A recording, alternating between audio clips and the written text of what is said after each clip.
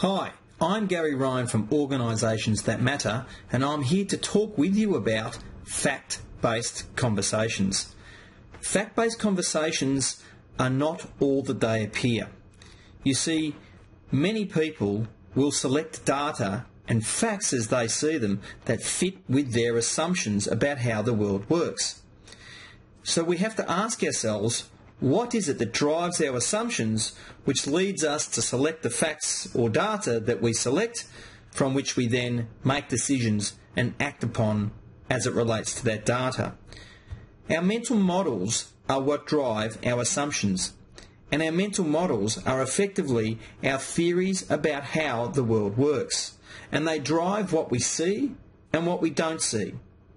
For example, in Australia, new drivers, called probationary drivers, wear a signal on their car called a P plate. It's P for probationary. If someone had a strong mental model that all P-platers were terrible drivers, their video camera would select all of the data while they were driving that reinforced this view. And in fact, if we were able to download their video camera, which would be both from their eyesight, what they hear, as well as their thoughts, we would see all of the sorts of driving behaviours of P-platers that are bad, such as tailgating, changing lanes without indicating, talking on their phone while they're driving, etc., etc. Once people have a strong mental model, it virtually becomes impossible for them, if they're not aware of that mental model, to select data that doesn't fit with it. So imagine one day a person with a mental model that all P-platers are terrible drivers experienced a P-plater doing something that was good driving. Well, quite literally, they either wouldn't see it or would interpret it as something different. They might even delete the P-plate from the person's car to fit with their mental models. Mental models, in other words, are extremely powerful with the way they drive our assumptions and affect our assumptions and then impact the way that we select data. Now, the issue with mental models isn't about whether they're right or wrong. It's whether they are useful that matters.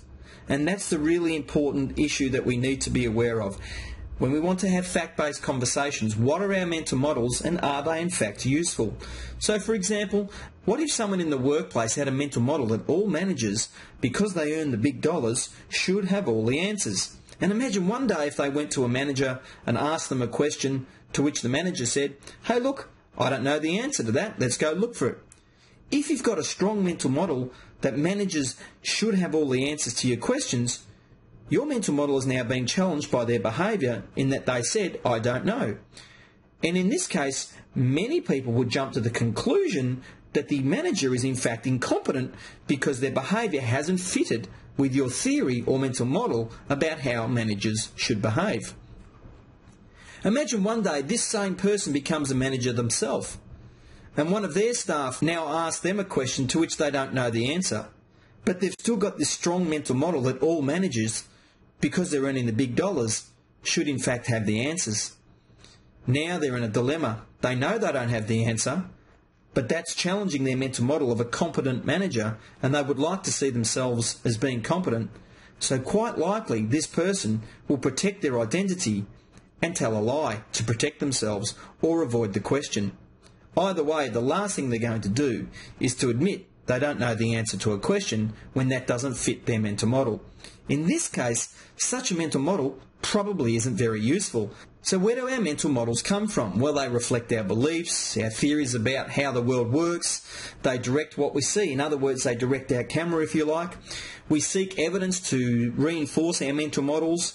They direct what we do and don't do from a behavioural perspective. And again, it's not about them being wrong, it's their usefulness that matters.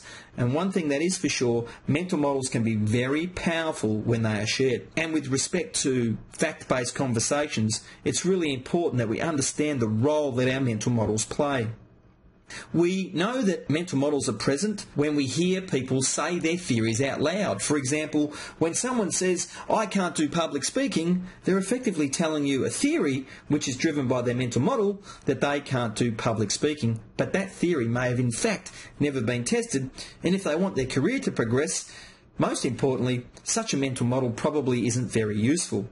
When someone says something like, "Everyone knows blah blah blah," and you actually ask them questions and find out, well, it's not everyone, it's themselves and one other person, that's actually the facts, then you know that they're sharing a mental model about a theory that they've got about everyone supposedly knowing whatever this thing is. When people say you should, or people in that role should, or people in that department over there should, they're expressing mental models, if you like, theories again, about what those people or departments or people working in those departments should or shouldn't be doing. Again, it's not whether the mental model is right or wrong, it's about whether it's useful that matters. When someone says they know what someone else thinks, again, that's a theory. How can you really know what someone is thinking? In fact, there's been quite a lot of experiments done where people have been video recorded in a meeting and their words are therefore clear for everyone to see because they've been recorded, and the people individually go away and they write down to the best of their memory what they were thinking when they were saying what they were saying. And in many cases, what they were thinking is nowhere near the same as what they were actually saying in a meeting. For example, they may have been asked if they all agree in going a certain direction, and on the video they may have said yes, but in their minds they might have said, no, I don't believe in this strategy, I'm not going to do it. Of course, their behaviour will be more aligned to their no, I'm not going to do it, than the yes that they actually said in the meeting. So for fact-based conversations, we need to again be aware of our mental models because they drive our assumptions, which get us to focus on which facts we select, from which we then make our conclusions, which then leads us to taking our actions. And of course, our conclusions will reinforce the beliefs that we've already got in selecting the various data that we select, so we have a reinforcing cycle. It's really important that we also become aware of when we are making assumptions about what we believe someone else's intentions are or what we think someone else is thinking. Now, there's nothing wrong with thinking about what you think someone else is thinking. You've just got to realise that that's just an assumption. It's not a fact. But when we say things like, those people in that department are trying to make our life hard or life difficult, we really have to understand that that's just an assumption, and even though we may be selecting some data to support that assumption, the reality is it's very unlikely that people are actually getting out of bed deliberately trying to make our life hard, even though there may be some data from our perspective that reflects that. The issue is as we start to believe those sorts of things, that will reinforce to us that someone actually is doing something deliberately to us. The facts are, we actually don't know what someone else is thinking. We don't know what someone else's intentions are. So for a fact-based conversation, we have to recognise we don't know. We don't know what someone else's intentions are. When they behave the way that they behave, yes, we interpret it, but our interpretations are just assumptions. They're not facts, and we need to test the facts. You see, often when we make assumptions about someone's intentions and we make conclusions from that, that will then reinforce our actions as being accurate. And if we're taking actions based on our thoughts or assumptions about someone else's intentions, you can see quite clearly as we're spelling this out, that can lead to some very poor actions and decisions. And of course, when we're assuming we know what someone else's intentions are and we've made conclusions about it, we'll then reinforce the facts that we're selecting to support our pre-existing views, which are driven by our mental models. And it becomes a negative reinforcing cycle. So how do we manage this situation? What we need to do is, as much as possible, stick to the facts and understand the facts. At the same time, we need to recognise that we won't always, in this fast-paced world especially, have access to all of the facts. So most of the time, we will be making decisions and assumptions based on limited data. But we need to be aware of what are our theories or our mental models that are driving our selection of the data that we select.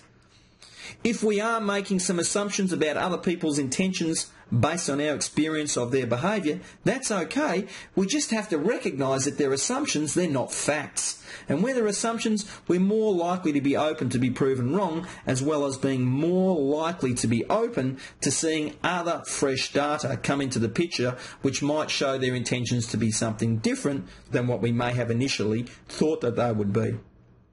So with fact-based conversations, we need to enhance our questioning skills, and you'll need to see one of our other programs regarding how to improve your questioning skills to help you to stick to what are the facts and what are the mental models predominantly for yourself that you recognise are driving the data that you're selecting and therefore impacting on the conclusions you're making and the actions, which includes decisions that you take based on the data that you're seeing. I'm Gary Ryan from Organisations That Matter.